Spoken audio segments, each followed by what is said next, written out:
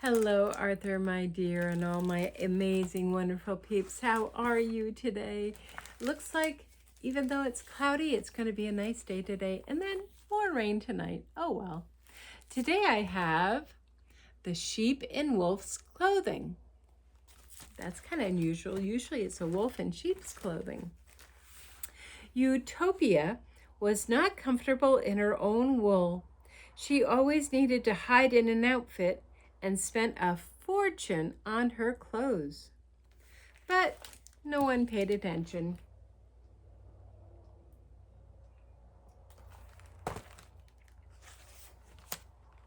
She attempted to dazzle the rams, but Rambunctious, Ramshackle, and Ramplestiltskin barely noticed. She even tried to shock the other ewes, but Ewecalyptus, Ewetensil, and Heyewe hardly ever noticed her. This lack of attention annoyed Ewetopia like a bad itch. Then one fine day she received an invitation to the Woolyones Costume Ball. Yes, here was her chance. She'd have the finest costume in Pastureland and outshine them all. Every fluffy lovin' one of them. Ha!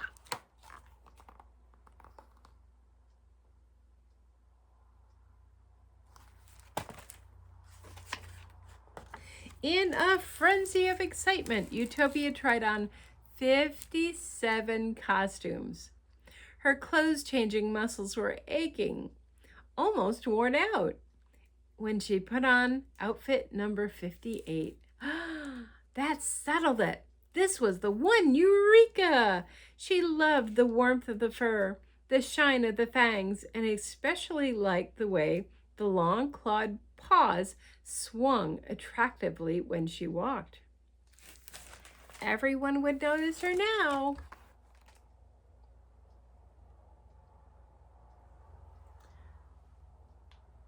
I wonder what everybody's going to think. On the eve of the Woolyones Costume Ball, Ewetopia arrived with her heart aflutter. She waited for someone to invite her to dance, and waited, and waited. And while she waited, the ewes and rams did sheep trots and waltzes and gathered in small groups to whisper and point. Shh, bad taste, remarked Ewecalyptus and Ewetensil. Shh, faulty judgment, added Heyewe. Shh, one wonders what sort of a family she comes from, wondered Rambunctious and Ramshackle. Shh, cotton-brained idea, pronounced Ramplestiltskin.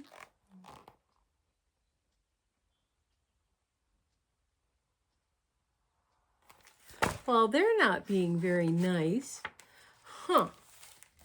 Then, all of a sudden, as the sheep waltzed and whispered and Ewetopia waited, a stranger entered the ballroom.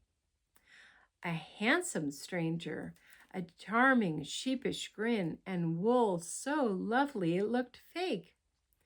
The sheep were so taken with the beauty of this creature, none stopped to wonder why a sheep would go to a costume ball dressed as a sheep. The flock gawked.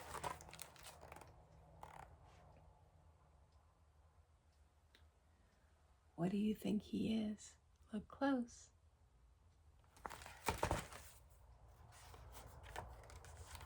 Ewetopia approached the stranger. The stranger approached Ewetopia.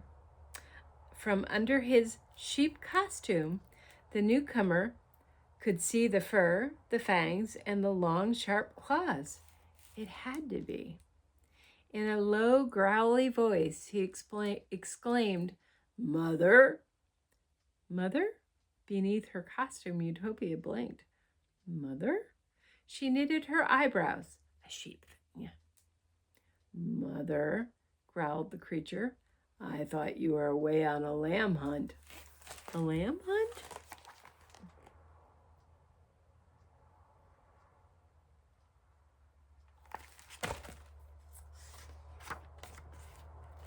Ewetopia found this rather puzzling, but she did need a partner, so their dance began. "Ah, mother, mother," the stranger growled in one ear. "I've missed your home cooking," he growled in the other ear. "Especially the ewe stew with Ram Raymond." Then he growled in both ears. "Let us grab a couple of fat woolly ones. Leave this silly ball. Go home and dine on sheep."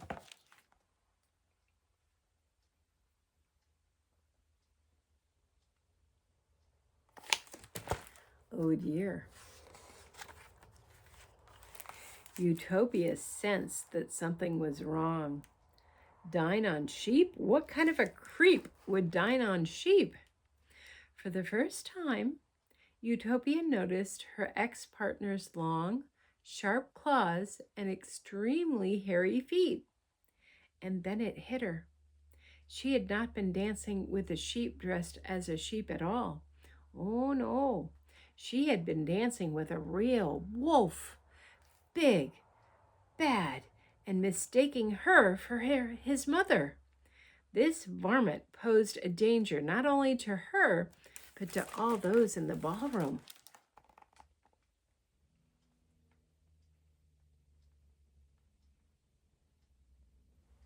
He even has a tail.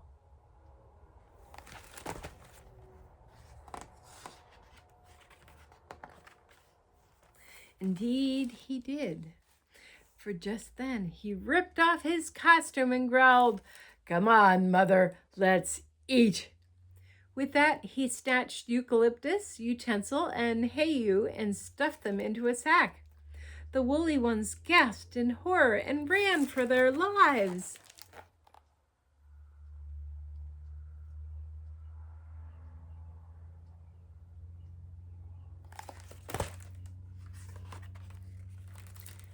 What to do? What to do? No time for woolly brain thoughts. Ewetopia paced in circles. Mother, mother, mother. He thinks I'm his mother. Then she stood up as straight as she could in her foolish costume, lowered her voice to a growl, and announced, "Sonny, dearest, I have a surprise for you." "Surprise?" growled the wolf. He loved surprises and would have squealed with delight, but wolves aren't good at squealing. Ewetopia needed to stall for time, as she hadn't the foggiest idea of what the surprise might be. So she tried to think of a motherly thing to say.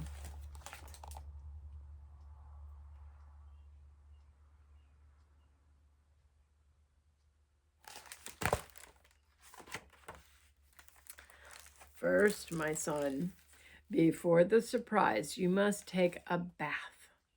Clean your claws and brush your fangs." The wolf moaned, "Ma." "After that, you must do your homework, all of it." The wolf whined, "Mommy." "Then, sonny boy, you must pick up your room." That did it.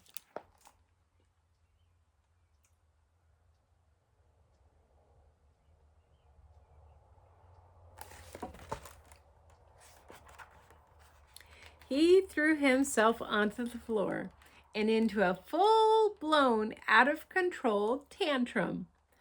I won't. He kicked his feet. "You can't make me." He pounded his furry fists. "I don't have to. So there. So great was his tantrum that within less than a minute, he was completely exhausted and unable to move. It was then that Ewetopia knew what the surprise would be.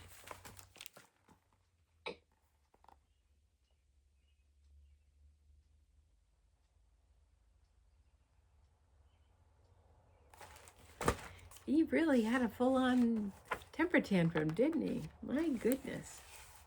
She flipped off her furry costume, bent over the helpless wolf, and announced, "Surprise! I'm a ewe." The wolf opened one eye. You're not me. You're not a me. I'm me. I'm a me. You're a you. That's what I said, Ewecalyptus smiled. I'm a you. Who's a who?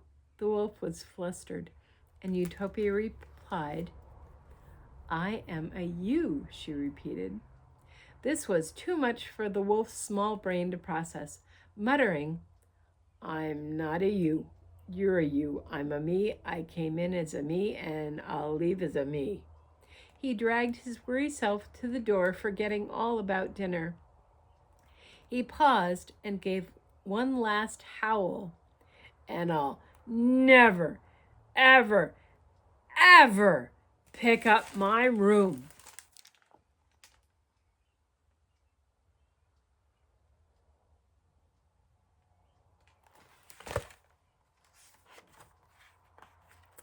With a stomp and a thump, he was gone.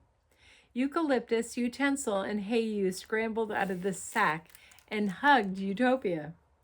Everyone in the ballroom sang out, what kind of a creep would dine on a sheep? For the rest of the evening, Ewetopia had a ball.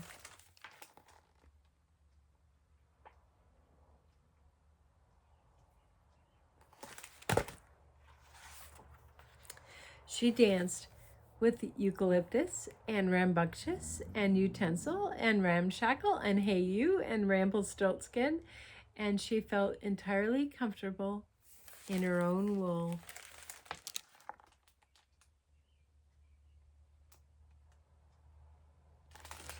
The end. Hope you liked it. Love you all. See you tomorrow. Bye.